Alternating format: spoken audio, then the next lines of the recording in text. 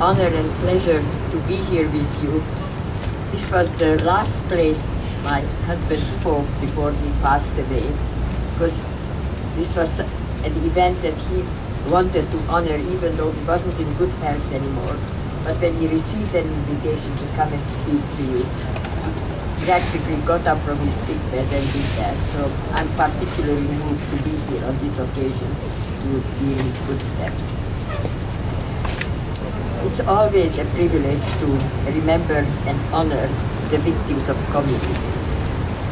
We live in an age when the attention span of citizens has grown both brief and shallow.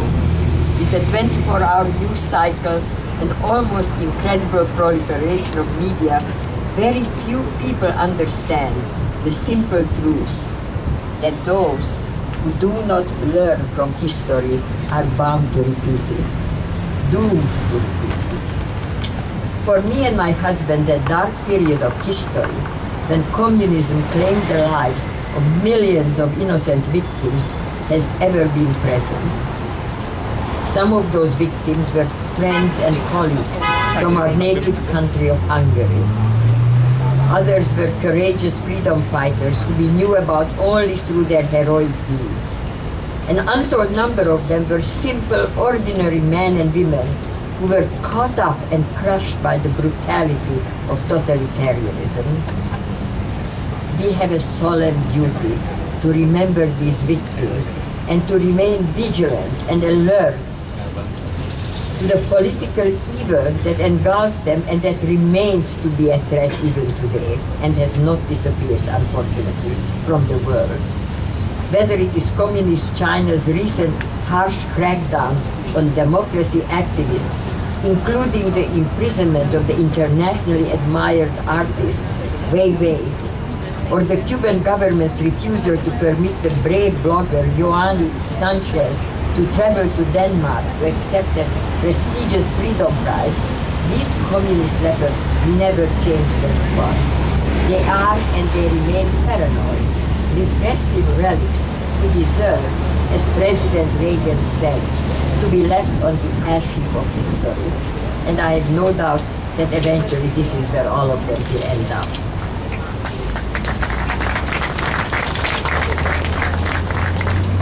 My late husband was an incurable optimist. He would often say in the darkest time, "We are just bending a windy corner of history." He truly believed that freedom and justice were the birthright of every single human being, and he dedicated his life to fighting for these values. But Tom was also a realist. He knew that this victory for freedom was one that each generation would have to secure anew. And I'm grateful that organizations like yours are working to make sure that the next generation takes up this fight. I salute you for your efforts, not only to honor the victims of the past, but to battle to prevent new generations from being victimized by this destructive ideology. I would like to close with the words of my beloved husband that we have adopted as the motto of the Lantos Foundation for Human Rights and Justice, of which I am the chairman. Tom said, "The veneer of civilization is paper thin.